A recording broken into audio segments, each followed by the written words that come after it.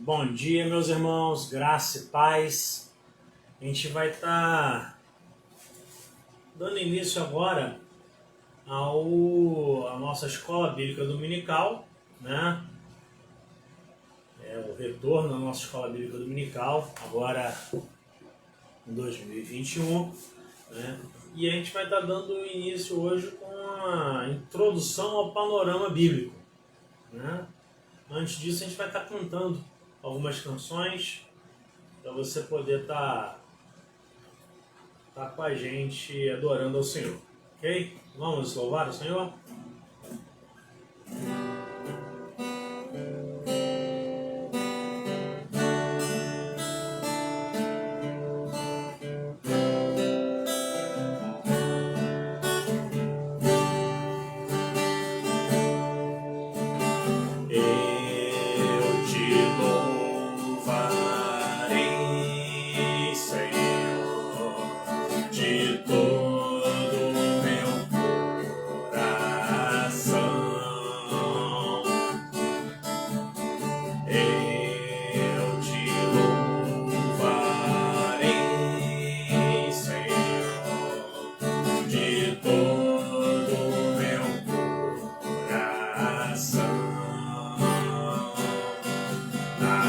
Presença dos anjos a ti cantarei louvores.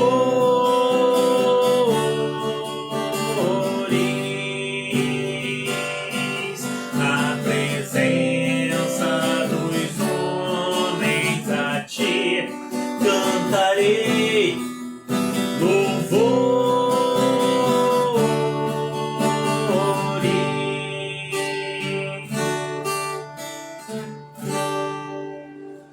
Mais uma.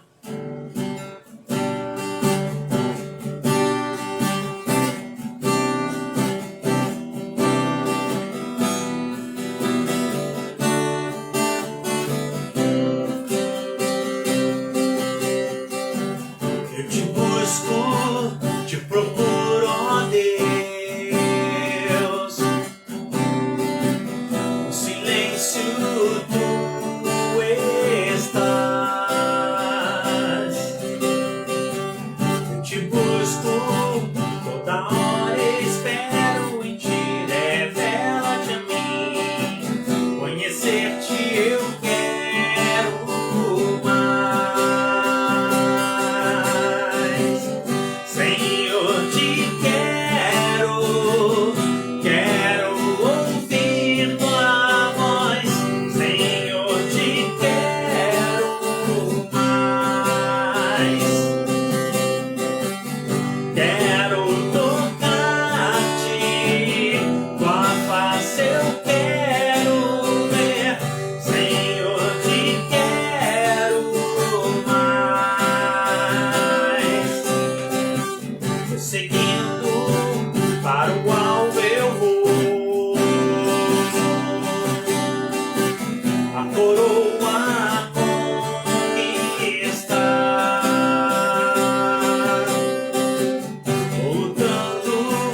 Nada pode me impedir, eu vou te seguir, conhecer-te eu quero mais, Senhor, te quero ouvir tua voz, Senhor, te quero mais. Quero tocar-te, tua face eu quero ver, Senhor, te quero mais.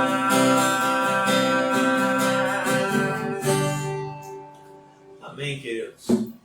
Eu não sei dizer quantas pessoas estão com a gente, porque não aparece para mim ali, só aparece número, mas não aparece nome de ninguém.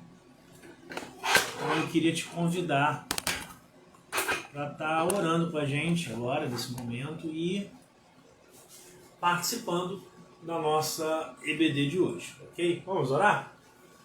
Pai de amor, muito obrigado por esse dia, muito obrigado pelo reinício da nossa escola bíblica dominical.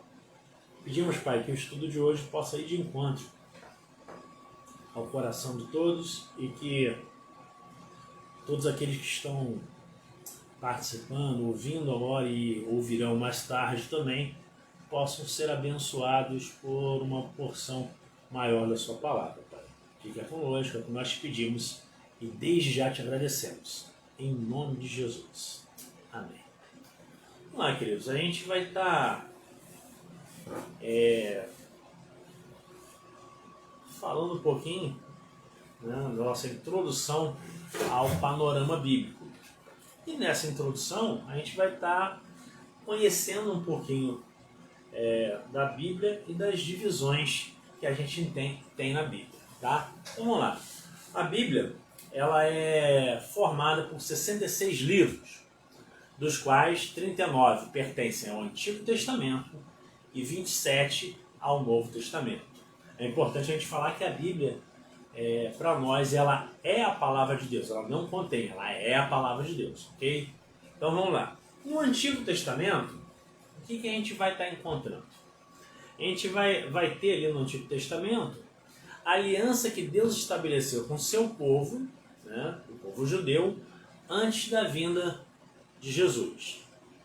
E no Novo Testamento, nós temos a aliança que Deus estabeleceu com a humanidade por meio de Jesus. Essa é a diferença básica do Antigo Testamento e do Novo Testamento. Beleza?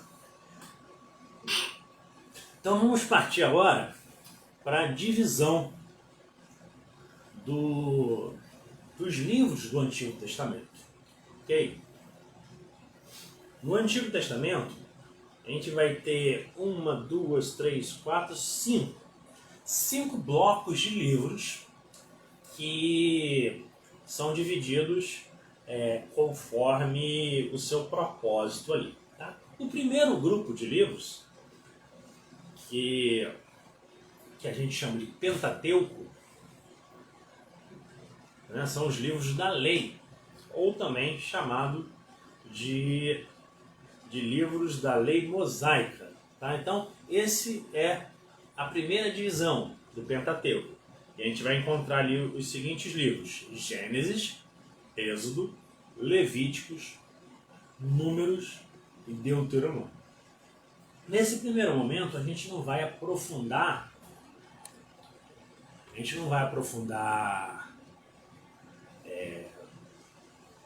o que cada livro vai estar apresentando, porque a gente depois vai estar fazendo livro por livro. A partir de semana que vem a gente vai estar entrando no Gênesis, depois a gente vai no Êxodo, até a gente chegar ao Apocalipse, ok? Então vamos lá. Então, esse é o primeiro grupo de livros: Gênesis, Êxodo, Levíticos, Números e Deuteronômio, que é o Pentateuco, ok? O segundo grupamento de livros que a gente tem... Bom dia, Renata. Renata está com a gente. O segundo grupo de livros que a gente tem são os livros históricos. E esses livros históricos são os livros que narram a história do povo de Israel, desde a posse da Terra Prometida até o período pós-exílio do Reino de Judá. Ok? E os livros que a gente tem aqui são Josué, Juízes, Ruth, 1 Samuel, 2 Samuel, 1 Reis, 2 Reis, 1 Crônicas, 2 Crônicas, Esdras, Neemias e Esther. Ok? Então esse é o segundo grupo de livros que a gente tem, os livros históricos. Ok? E desses livros históricos, que são 12 livros, a gente vai estar encontrando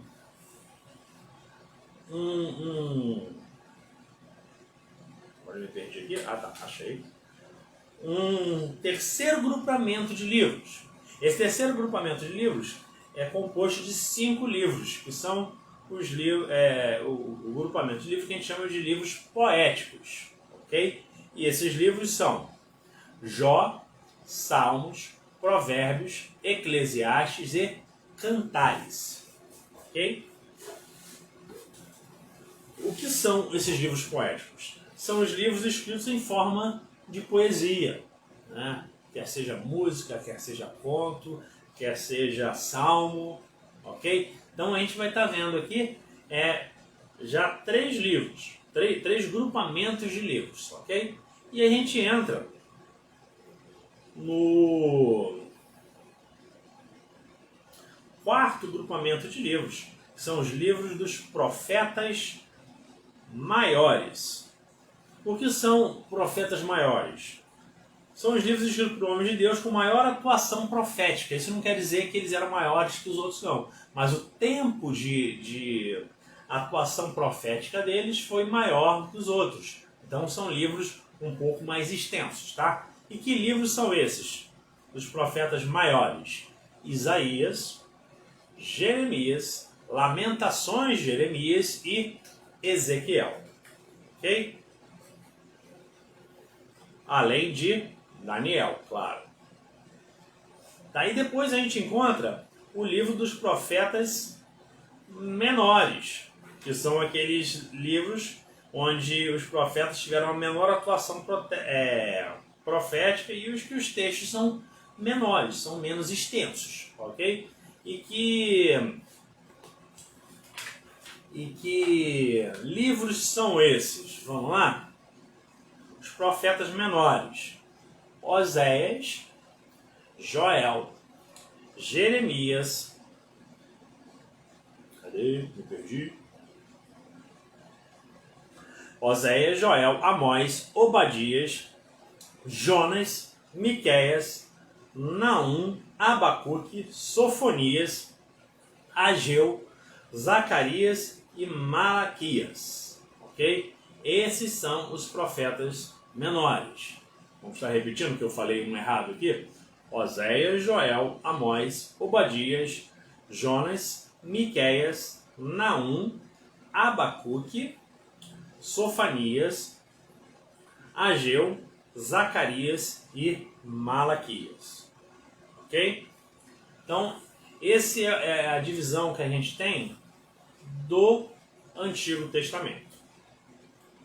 E depois da divisão do Antigo Testamento, a gente passa para aqueles 27 livros do Novo Testamento.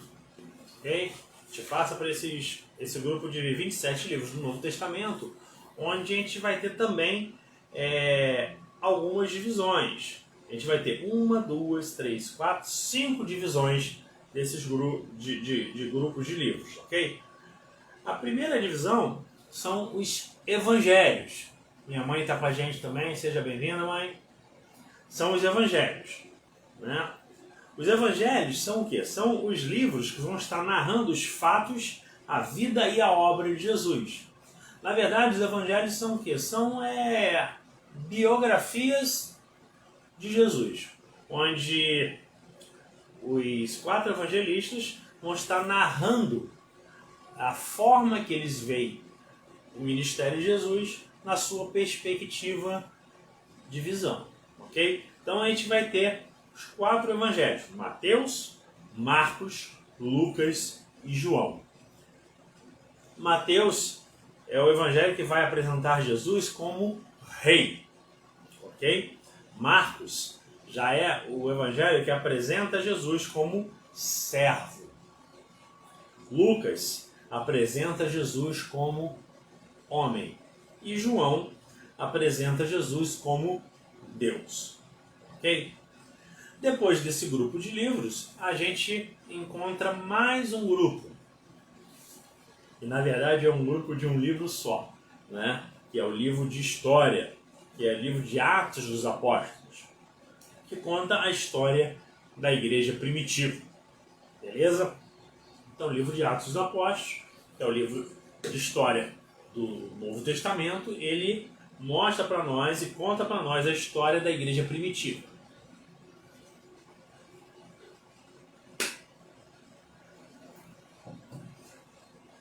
Em seguida, a gente vai estar encontrando as cartas. E essas cartas a gente divide em 2 grupos de livros, né? As epístolas paulinas, que são 13, e as epístolas gerais, que são 8.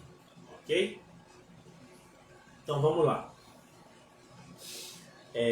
As epístolas paulinas são as cartas escritas por Paulo, né? E são elas dirigidas às igrejas. Tá? E que cartas são essas, as epístolas paulinas? Vamos lá.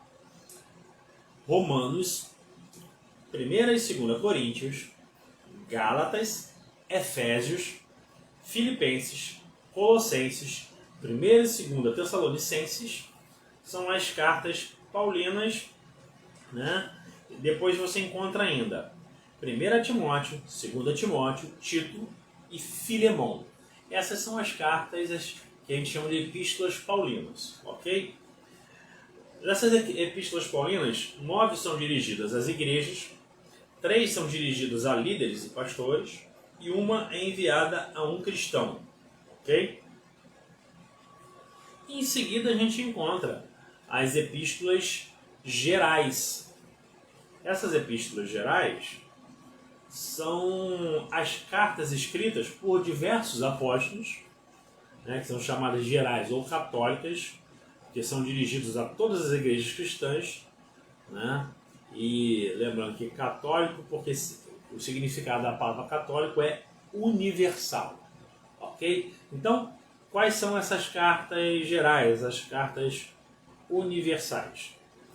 Tiago, 1 Pedro, 2 Pedro, 1 João, 2 João, 3 João, Judas e Apocalipse. E antes de Tiago a gente tem o quê? Hebreus. Porque Hebreus é uma carta geral que muita gente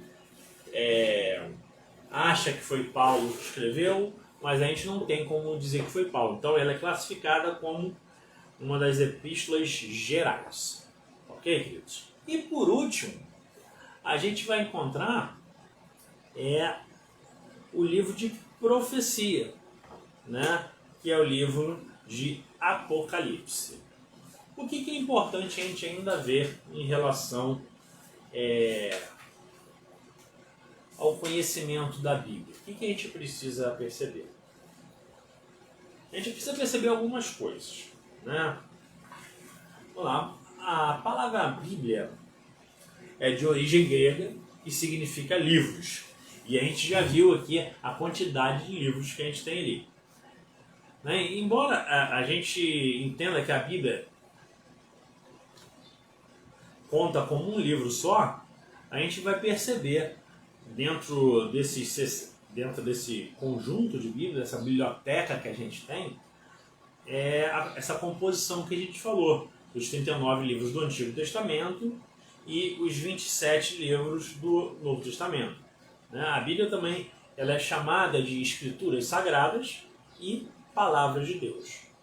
Okay? Vamos ver algumas curiosidades, algumas coisas interessantes.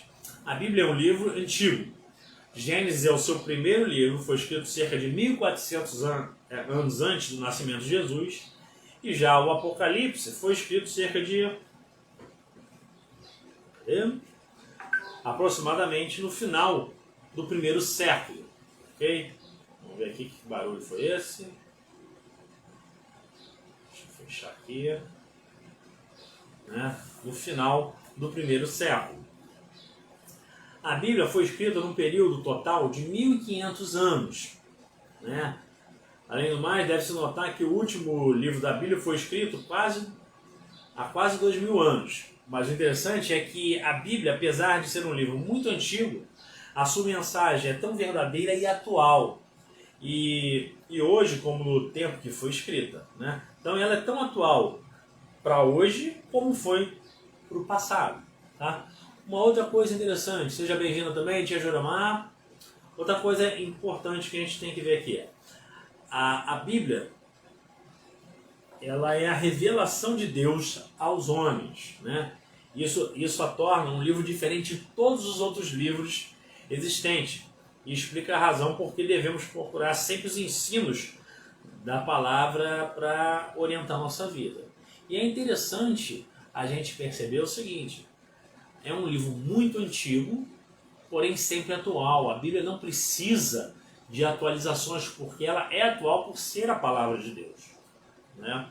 E a Bíblia vai ser um instrumento para nós de ensino, de repreensão, de correção e de educação.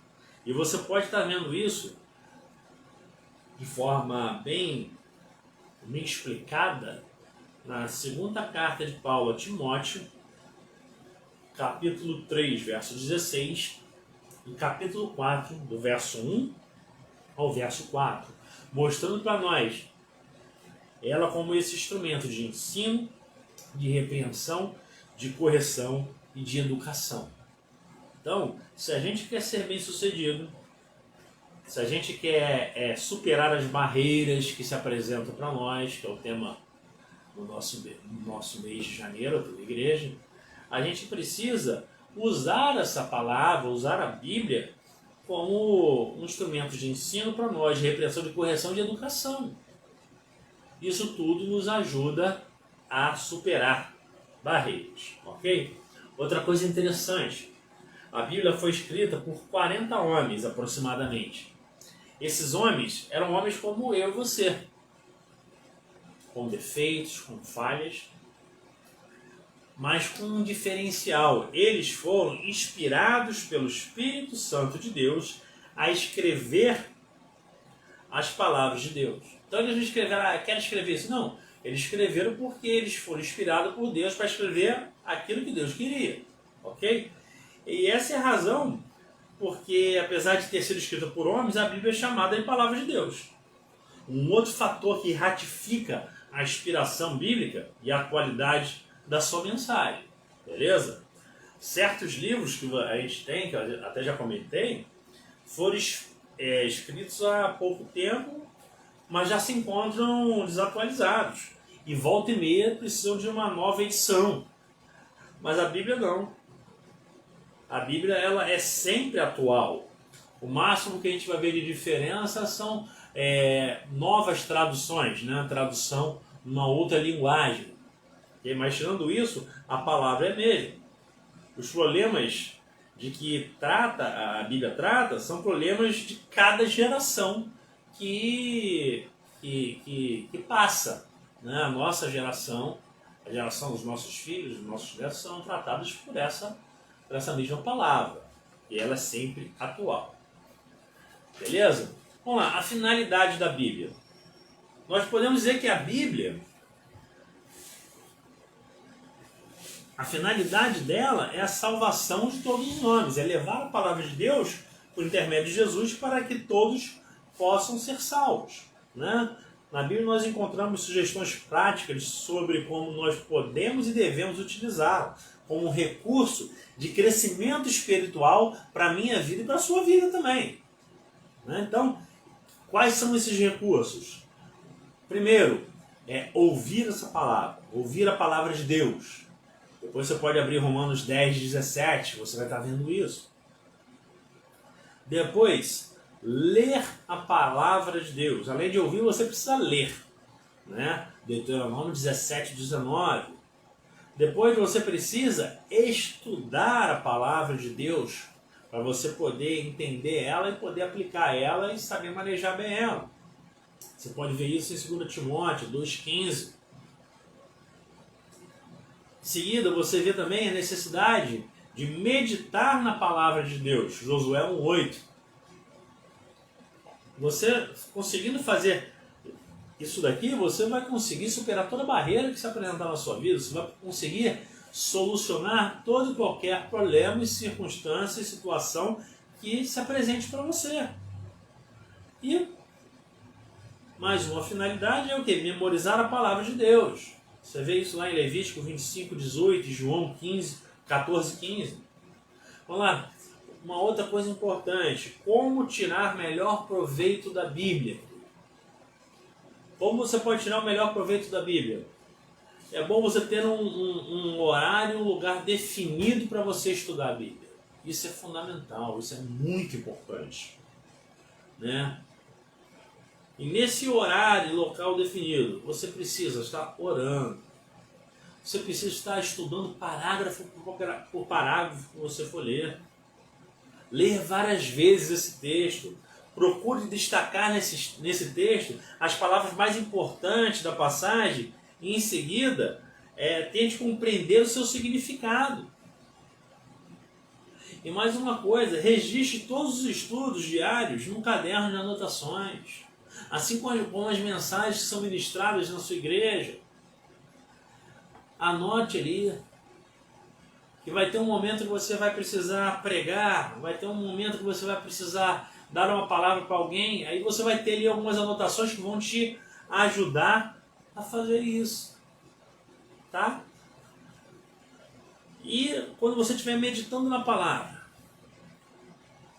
você pode utilizar de um recurso, que são algumas perguntas, que vão estar te ajudando a compreensão do texto, vão estar te ajudando a aplicação do texto na sua vida, a aplicação do texto nas situações que se apresentam para você. Então, a primeira coisa, faça a primeira pergunta, você lê o texto, aí você vai perguntar o seguinte para o texto: esse texto me fala alguma coisa, ou algum pecado que eu devo abandonar? Se você leu o texto e percebeu que ele mostra de alguma coisa, algum pecado que você deve abandonar, aproveite isso e abandone. Abandone esse pecado. Use o texto para te tratar. Em seguida, faça a segunda pergunta. Há nesse texto alguma promessa que eu devo me apropriar? A palavra de Deus está me prometendo algo. Você está me prometendo algo, eu vou usar.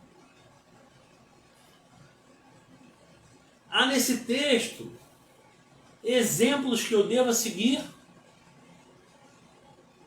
Volta e meia você vai ler textos onde vai ter exemplos de homens e mulheres de Deus que fizeram alguma coisa que você deve seguir. Então faça isso, use esse exemplo como algo importante para você. Não perca tempo.